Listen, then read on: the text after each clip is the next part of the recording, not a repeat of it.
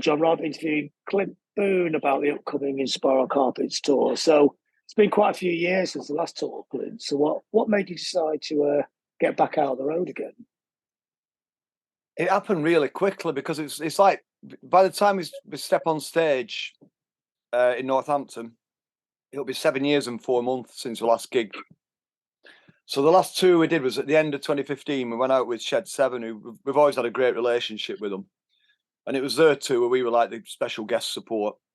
And we came off stage in Leeds Academy, December of 2015, went away and had Christmas.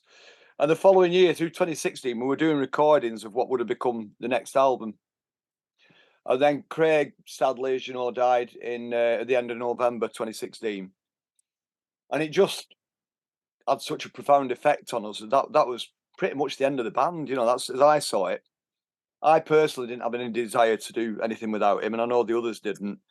And a lot of times through 2017, I found myself saying to people, that's probably the best place to underline that band. It was a great band. We had a great journey, but Craig's death is probably the logical end point. You know what I mean? So yeah, I think we'd all sort of put the idea away that it wasn't going to happen again. And then it was in July of 22, one Saturday morning, I got an email that Graham forwarded, just a very, very, like a rough offer of some gigs in summer of 23. And I read this email. It was like, it didn't even mention money. It wasn't like, check this out for a payday. It was like, just who fancies these gigs? It's a year away. And I read it and just thought, you know what? It gives me a year to learn how to play again because I've not played since that last gig, whenever that was. And it just excited me to read it. You know, understanding obviously we didn't have a drummer, we were going to have to get another drummer. And so I immediately replied, yeah, I'm up for this. And Graham and Steve were well up for it. Martin came back and said, I'm not ready for gigging. I don't want to leave the band, but I'm just not into the idea of gigging. So we decided to crack on anyway, the three of us, because, it's the three core members that have been there since 1986 or 87, whenever I joined the band. And it's just, I think by the end of that Saturday in July, I was getting my keyboards built up and starting to play. I was learning, trying to remember the songs and that. So, yeah, it just happened like that. It just, an email, and then suddenly this adrenaline and this positivity and love for what we've created, you know what I mean? And the idea that we can get back in the room with those people that give us our lives, really, in terms of their careers. Me personally, I owe those people a lot of thanks and a lot of love. The people that subscribed to the Inspirals all them years ago is like the reason I've got a great radio career and I'm able to go out and be a superstar DJ or whatever. It all started with the Inspirals, so it's nice that we can get back in the room with those fans that have given us all this. I think it's interesting. There seems to be a lot of goodwill. There's goodwill the last few times, but way more goodwill this time round. Like, but maybe people have had time to actually appreciate the band, for what it is. It's people always took it a bit for granted, I thought, with Inspirals, but now people are actually starting to look at you. Maybe it was a classic band that they kind of missed at the time. Yeah, that's the way I feel. I feel we're being perceived as that now. I think personally, I probably don't give us the credit we deserve in terms of what we've done in history. But yeah, times have been very kind to us, and you don't hear many people criticising us anymore. It's like it seems to be universal love for the band and the brand, And I was surprised how quick the gigs sold out. Like the Manchester gig, I didn't think it was going to sell out in 4 hours or whatever it was. I thought it was going to be a couple of weeks. I just bang, gone. In fact, the morning the tickets went on sale, my wife Charlie, she said, "Do you think it'll sell out really quick?" And I said, "No, it'll probably take a few days or a couple of weeks or whatever." Bang, gone. And then Australia. We announced Australia and New Zealand, and the Perth gig, the opening gig in Australia sold out. Immediately. So we were having to put an extra date in Perth. It's breathtaking. The amount of love for the band and excitement is breathtaking, really. And we're getting a lot of feedback that, some people are going to be coming and seeing us for the first time. People who've grown up with our music who sadly didn't get a chance to see us back in the, years ago. They're able to come and check us out. And I got an email from somebody, a fan in California, her and her husband is flying out specially for the Albert Hall gig, and then the after show party at the Deaf Institute, because she's like, even though she's been a lifelong fan, she's never had a chance to see us play live. So it's stuff like that that's really heartwarming. You know what I mean? You even got a good review on Pitchfork. I mean, Pitchfork are pretty snarky usually. I saw it. I read it with trepidation because I thought, oh, they're going to be really mean. I thought, oh God, they've actually. Was that a review of the album? Is it a review of the album? Yeah, it's a review of the greatest hits, the box set thing, and it's I mean, they never go avalanche over the top of anything, but it's actually like a very warm review. Really? Yeah, and contextualise it very nicely as well. Songs like Staten 5 are really fantastic pop songs. And I think, like I said before, I think you were taking too much for granted at the time. Because obviously the Mondays are their thing. They're so out there. It's fascinating, and the Rosies had all the. They were the golden bands, weren't they? Yeah. But to me, the Spirals are definitely the third part of the triangle, and it's maybe this is a reaffirmation of that this time. Yeah, it felt like that at the time. It felt like there was some great stuff going on around us in the city, obviously, as you know, and rightfully so. Bands like the Roses and James and the Charlatans, who were taking the attention from us, I suppose, in a lot of ways, or we were having to fight for that attention. But yeah, I think back at the time, I remember, you probably remember it as well, like the press weren't always very kind to the Inspirals. I mean, the Roses were 100% loved by every journalist and every publication. But there was a few people in the industry that were always keen to have a dig at us. And, it was like we were the ugliest band in Britain, weren't we, at one point? That was, I don't know whether that was Sounds a Melody Maker, but, and we're always seen as, I think because we're very industrious and workmanlike in our approach and our business sense, we were just seen as not as cool as the Mondays and the Roses, who were, having a full-on party and everything that went with it. We were sort of a different kind of outfit than that. So I think back then that was seen as a bit of a stigma, having your head screwed on and, not being 24-hour party people. It was like we were seen as being a bit weird, I think. But in hindsight, our approach worked really well, because that first album, Life, we recorded that without a record company. We just sold T-shirts and cassette tapes. I think we raised 30,000 quid to record the album in Out of the Blue Studios. And then we played the rough mixes to Mute, Daniel Miller, and he signed us, and the rest was history. But yeah, I think with that workman-like ethic, I always remember thinking that about the Fall in the 80s, when I followed the Fall.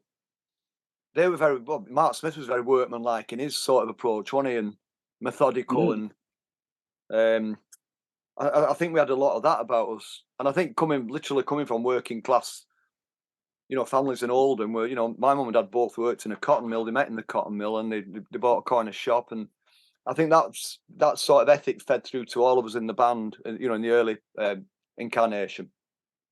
And I think it stayed with us. I think, like now, me, Graham and Steve, the remaining original members, we're still very like that.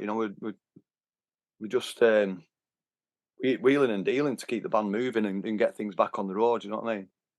What I'm saying, we're not like just handing it over to some big management company and saying, you make this happen. We are very much making it happen, and it's a brilliant process to go through. Because I've said to a few people lately that I feel like I did back in 87 when I first started playing with the band or recording them. And I think in a lot of ways, I feel more excitement for this next chapter than I've ever felt on the eve of some Inspirals action. I mean, what is the next chapter? I mean, when you say next chapter, is that like, I mean, obviously the tour, or is there plans, to make another album, or are you just going to disappear for another 7 years? You never know, do you, these days? I don't know. We didn't plan on disappearing. It's like, I know we've had a few lengthy breaks over the years for various reasons. But when I talk about the next chapter, I'm on about it's a whole new Inspiral Carpets chapter. We've got, Kev Clark on drums. My son Oscar's going to be doing the bass for most of the gigs. He's only 18. He's coming to Australia with us in summer. You know what I mean? So he's going to be doing most of the gigs. Jake Fletcher's doing a couple of gigs with us on bass, ones that Oscar can't do. So you've got that as the new vibe, new blood in the band, which is nice. It's a cliche in bands, but it's nice to have a couple of young lads in there. But then everything else it's new in that, like, we're all using fancy in-ear monitors now. You know what I mean? We've gone very, very 2023. You know what I mean? And that's all new.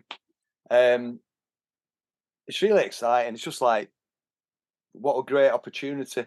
It's like having an amazing classic car and we're just getting out of the garage again and going to go and show it off, tour it around a bit, let people touch it. It's interesting. It's interesting you mentioned the in-ears, because I mean, I'm sure most people see the Inspiral Carp as being very traditional bands, but I always remember right from the start, you always had little add-ons, like the light show, all that thing, and that gig you did with Spaceman 3. It's like, and then the remixes, obviously, in the 88, 89 period. The Spirals are never like stick in the mud. You're always looking at pushing. I mean, in the core of it, it's very traditional, but you're always trying to push it as far forward as you could. I think we did. Yeah, we had some. I think we saw it as an event. Again, it's a bit of a rock and roll cliche, but the gigs were an event and an experience with the lights and the smoke and whatever. I mean, did you ever see that big giant cow's head that I made once? Did you come to the mill and see it? I think you saw it at the mill, didn't you? I think it did, actually. Yeah. It was the size of a transit van. It was a cow's head, and somebody had stand inside it and operate it. It had wiggly ears, it had big lights in its eyes, and a smoke machine in its nose. And I built it because I was working in the furniture trade at the time. That mill in Ashton where you would have come seeing us. And I built it, and we got offered a gig supporting the Bourdines at the university, which is now the Academy 2. And we drove down. I had to get a big van to put this bloody cow's head in. We drove down, and at the sound check, I went to Nathan McGough, who was managing the Bourdines at the time, and I said, "I've got this thing in the van that we want to use on stage." He said, "What is that?" I said, "It's a big cow's head, and my girlfriend's going to stand in it and wiggle it about, fire the smoke machine, put the lights on." And he said, "Well, I'm going to have to see it before you bring it up because you're only the support band." And I took him down to the car park behind the academy, that little back alley. And he opened the back of this massive white van, and this cow's there like that. And he just went, "There's no fucking way you're using that, Clint, on our gig. You can't." They never got used at a gig. It ended up just parked up in the mill in this warehouse that we had. But, you haven't still got it, have you? No, I don't know where it ended up. It was just too big to keep. It was just ridiculous. But I found some film of it recently. I've got some video of it. But that's the kind of thing, going back to what we're talking about. It wasn't just, we didn't just, turn up and do songs. There was always a lot going on. I used to rent like bubble machines and smoke machines and strobes. I remember the bubble machines. We stopped using that because people kept slipping in the soap liquid. You know what I mean? On the dance floor and that. People kept going over, and so we stopped using that. But yeah, it was always, what else can we do? Like the t-shirts that we designed and had fun with and made money out of. Obviously, it was a money making thing. That did really well. So yeah, we were never just an ordinary band, really. I mean, I always say we were a garage band, and we are a garage band. But yeah, I think we always did what we could to make the periphery of it all exciting as well. Do you know what I mean? It's kind of odd, isn't it? Because I mean, Noel always thinks of Oasis kind of gate crashing the Britpop party, but in a way, the Spirals gate crashed about 4 different parties. I mean, how the hell did a garage band end up being that big in the late 80s? I mean, garage bands used to just play the boardwalk and that'd be it, wouldn't it? When I think back, I can see now in hindsight why it worked for us. And I'll give you some names of bands that do you remember Birdland?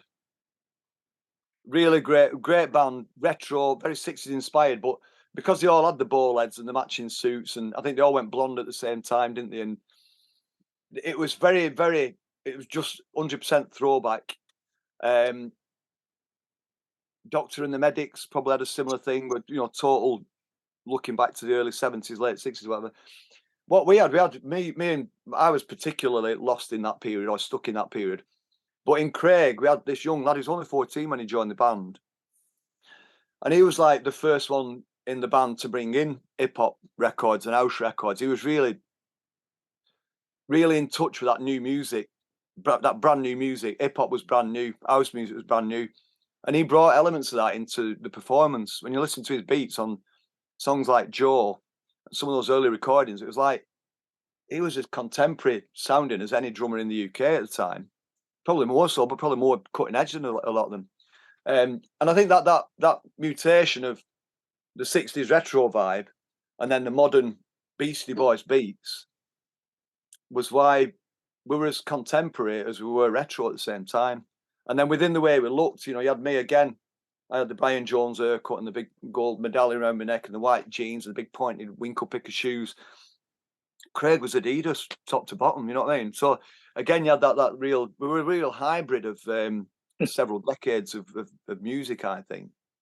Yeah, and Graham as well. I mean, Graham's like the kind of post-punk kid, wasn't he? You see him at every single gig ever with his little tape recorder. Yeah, and Steve, Steve was like King Shoegazer, really. When you look back, it's like that shoegaze movement that, that's still the phrase that they used.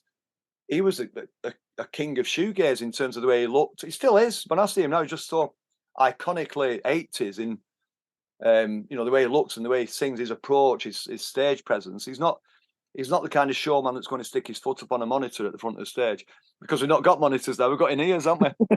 You just can't stand on them. Yeah, you don't stand on them, do you? Not the price they cost. But it's like, I think we did have a real mishmash of styles, which didn't make us too easy to pigeonhole. We weren't just a garage band, we weren't just an indie band. We were something else, and I think that fact that it made us hard to pigeonhole, it gave us the time to become this amazing pop success, which we were for a period. We did Top of the Pops like 7 or 8 times, and to get a song like Saturn V into the top 20 in '94, whenever it was, 93, 94, it was like, well, this is a song. It's a 60s sounding song about the Apollo space race of the 60s and 70s, with a retro video that we made to go with it. And it's here, here we are doing On Top of the Pops in '94 or whatever. It's also you missed out something there. It's also got an absolutely killer chorus. Yeah, I'm good at writing choruses like that. I think that's probably your greatest chorus out of the long list of good choruses. It is. It's beautiful. You know what I mean? It's like, I don't want to give too much away, but like when it's towards the end of the set, obviously, the encore, and that solo in Saturn V to me is like the peak of the gig. You know what I mean? It's like the total. It's the culmination of everything we've done in those 34 years since we started it. It's like that one keyboard break. It just, like, when you get that at the end of the gig, it's like, fucking hell, that's powerful. You know what I mean? If I play it, hopefully I'll play it right on the night. But now looking back on it, when you actually stopped the first time, it's quite frustrating because you seem to be hitting creatively little golden groove. I remember actually when we were in Sweet 16 once, you'd been in the day before, and we kind of sneak played some stuff you were recording. Thought, oh my God, they actually stepped up a level. Just as you were going really out of fashion, the band was actually like hitting the peak, wasn't it? Yeah, I think we felt that. And I mean, the way it ended back then, it was early 95. So like through the summer of '94, we were doing big gigs. We played Glastonbury, we played Reading, Leeds. We were doing the big festivals, still doing Top of the Pops, still having top 20 records. And then it was early '95. We were working on what would have been our 5th studio album for Mute, and it was really, I'd say experimental. It was quite diverse in what we were doing. It was like Tom was playing some guitar, I was doing some lead vocals, Martin was playing around with sequences. It was all, we're diversifying within our departments. We were like, I think we're blossoming into something really progressive at that point. And I think it scared Mute away. I think that's when Daniel Stroke Mute Records decided that they didn't want to take us to that next stage. So we were, we happily went away. We didn't fall out with Daniel and Mute by any means whatsoever. We were still very close to that team, and they still work with us, obviously. Every time we release something, and every time we have like a Twitter listening party, whatever, Mute are very much part of what we do. But yeah, we went away happily thinking we'll get another deal like that, and we didn't. And we had no management at the time, so we were like we sort of just floundered for a little bit. And Britpop was, I don't think we realised how big Britpop was going to be. If I remember rightly, it was like, it looked like Manchester was over. grunge was the big thing, wasn't it? In early to mid '95, grunge was still big. So we just thought maybe it's time for us to knock it on the head, like let's just crack on and do other stuff, for a bit, maybe revisit the band in a few years, maybe never revisit it.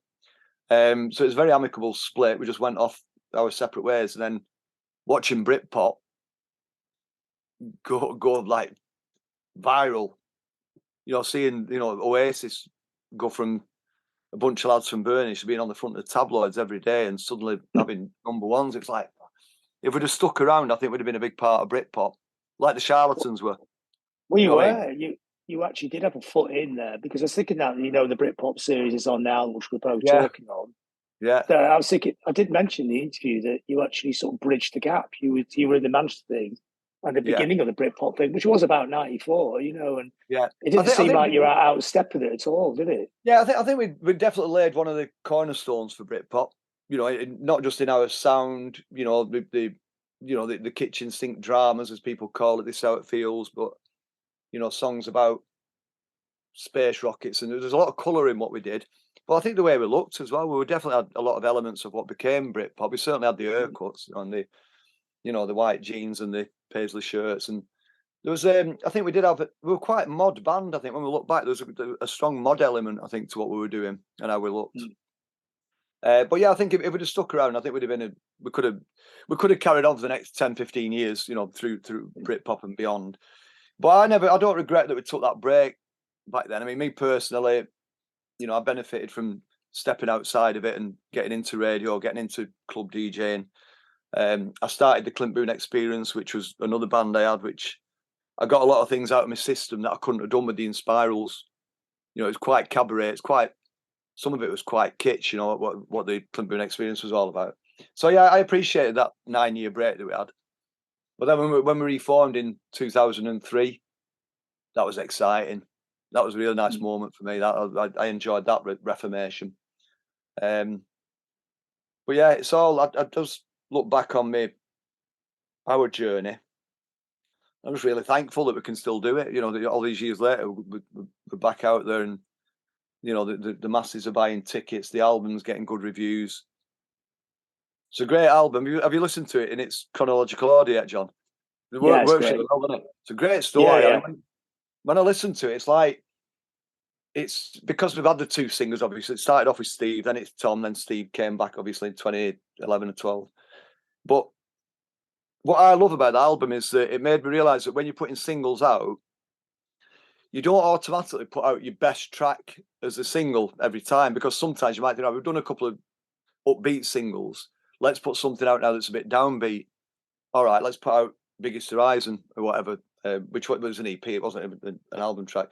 But what I'm saying, when you listen to the diversity and what we've done over the years in those 23 singles, I think it tells the story of the band from a completely different perspective.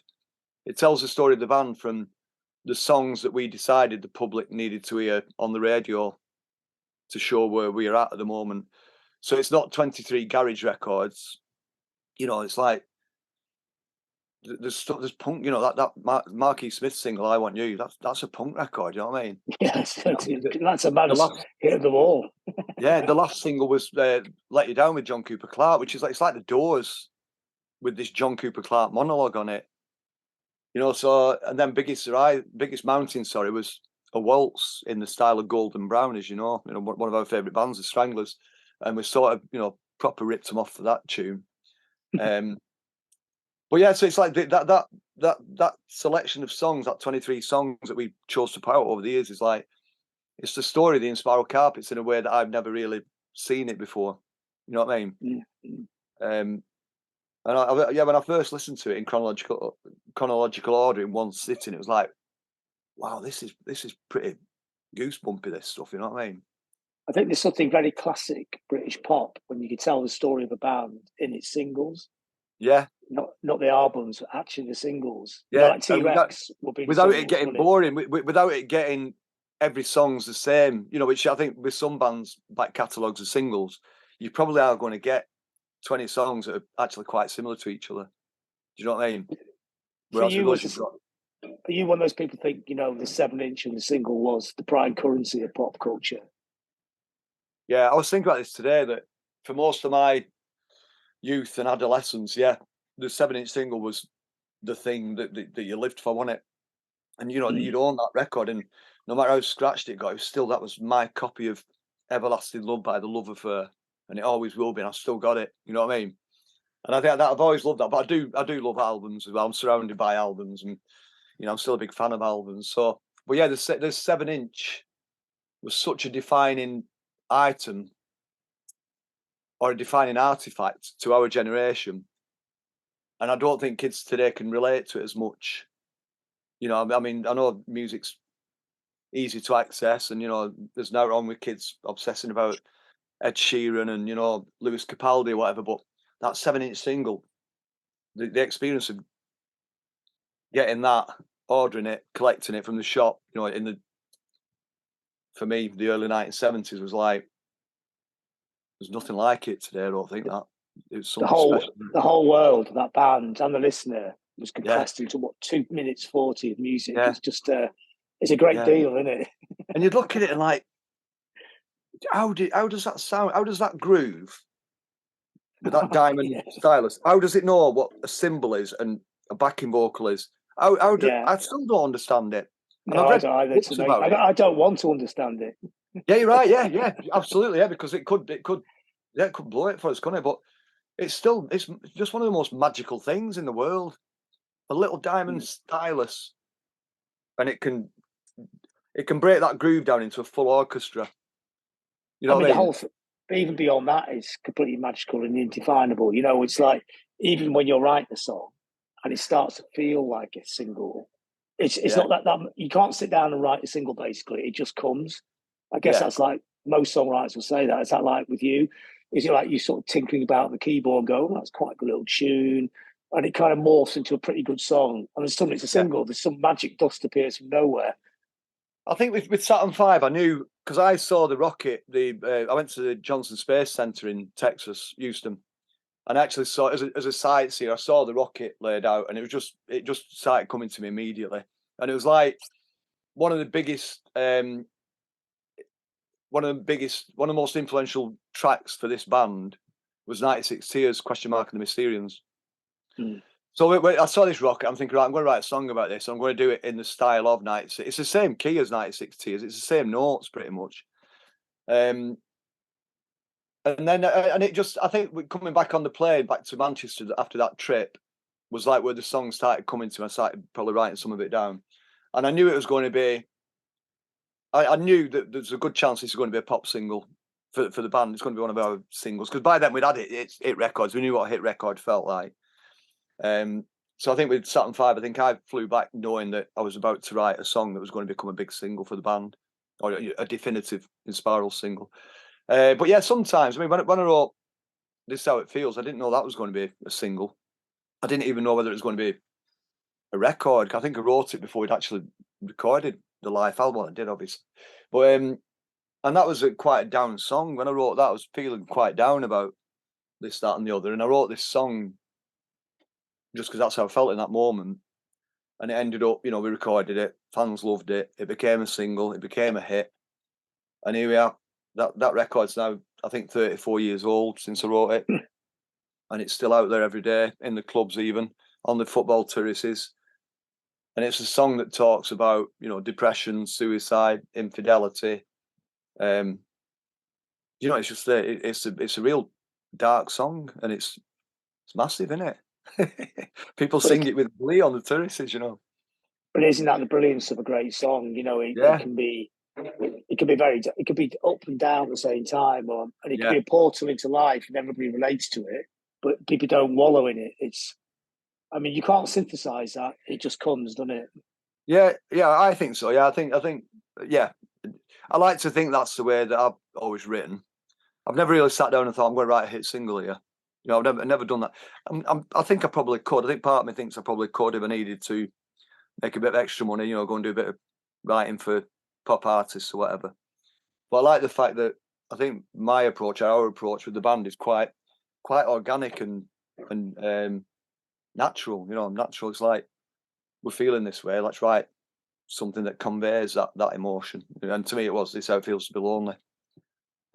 when your word means nothing at all. It's not world, it's when your word means nothing at all. A lot of people think it is world, but it's word.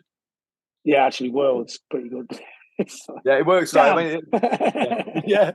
Well, no, I think it's no, they're both good. You could have it's switched like it. Smith, isn't it? Some of their songs are very dark, but you know, it sounds like you know, It's part of life. It's happy the go ups and the lucky. downs. So, Yeah. when you all got back in the room again and started rehearsing the set in your very methodical and spirals way, I mean, is there moments when songs start appearing, new ones? No, but you mean in this current time? Yeah, yeah. Not yet. But I think you know, I think we're all thinking the same thing. It's already looking like this is going to be quite an extensive chapter because we're already looking at gigs in 2024. You know, like so we're going to Australia and New Zealand. And I think it's only a matter of time before we get the call to go to the States and to go to Japan. You know, British bands of our ilk are now off to the States. Sound like the Charlatans have just done it with Ride. I think the Manics have just done it with. Who did the Manics just tour with? Oh, yeah, I Suede? saw it. I think it was Suede? Suede, Mike Yeah, Suede. So if you pair up a similar-ish kind of vibey absolutely. band, Yeah. So yeah. I think that's only a matter of time before before 2024 gets booked up. And I think at some point we're obviously going to start jamming new ideas, or let's make it some new songs or whatever. So yeah, I mean we're not having the discussion yet, but I think it's going to happen at some point. I mean, surely when you get to that point, you're going to have to give your old Roadie a call because that's one collaboration that's never actually happened yet. And it would be quite an Yeah, interesting twist to the plot, wouldn't it? I think he'd do something. I think he's always very um, he's very vocal about how well we treated him and how much he learned from the industry by us allowing him to that inner sanctum of a whatever kind of band we were. We were a pop band, we were a successful pop group, and he so Noel learned a lot about the industry by spending time with us, and he's always very grateful of that. Whenever I see him, he's always very grateful, and publicly he does acknowledge the contribution that we made to his story. I mean, So yeah, obviously be a good business for me, but I'm interested how that could work out if it works out, if it ever happened in an artistic, creative way. I think there would be an interesting spark there.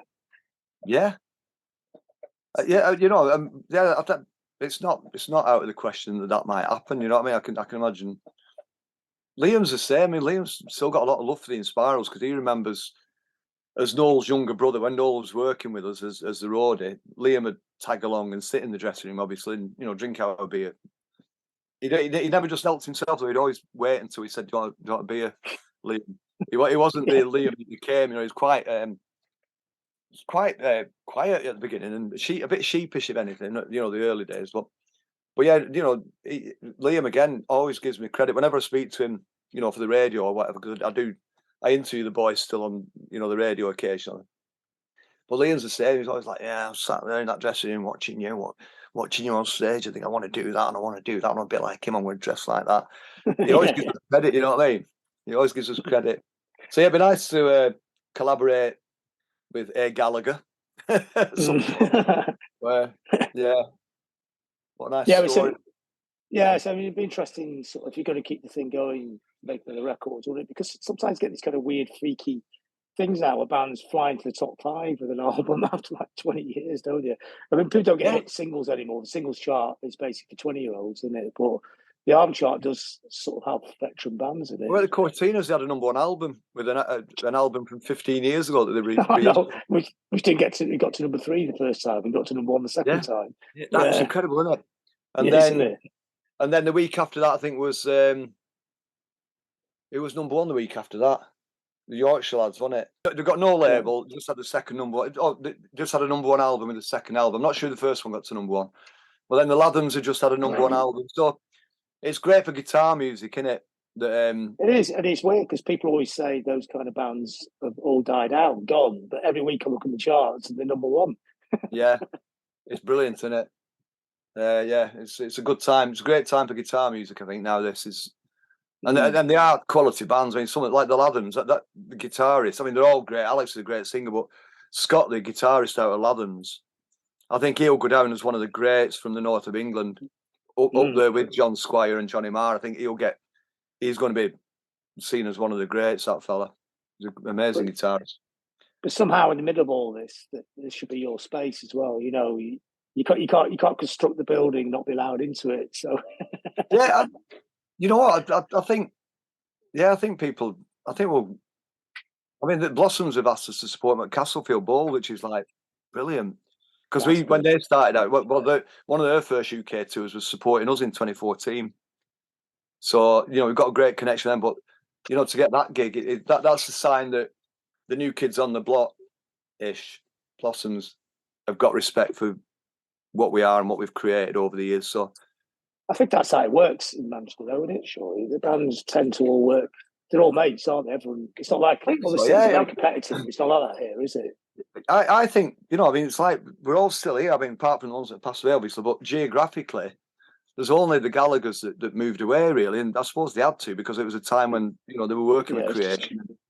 It was just crazy. They couldn't even walk around town in the end. No, not at all, not at all. So I totally understood why they moved and appreciated that had to be done for them. But everybody else is still here. The Roses are still up here, and New Order, okay, the Happy Mondays, they're all knocking about around here still, aren't they? Mm. Which is brilliant. I love it because and the camaraderie between the bands. I mean, we always got on well anyway, but the camaraderie now, the brotherhood and the sisterhood, if you count Rowetta as well, it's just never been tighter. There's so much love within that community. And for the generations as well. Yeah. So Clint's got got about 1 minute before the Zoom cruelly cuts us off. So it's one of them. Is it a 40-minute one? Yeah, cheapskate version. But that's pretty good level for an interview. So well, I'm actually weirdly really excited about the gigs. I'm really looking forward to seeing them play.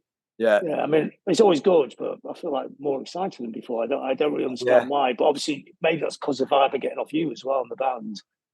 Yeah, hopefully that's the vibe I'm giving off. But I think also, as you get older, which we are, you appreciate more and more the fact that here we are. This machine that I thought was over is suddenly it's back out there and it's in demand, and there's a lot of love for it. So I think that's why I'm absolutely buzzing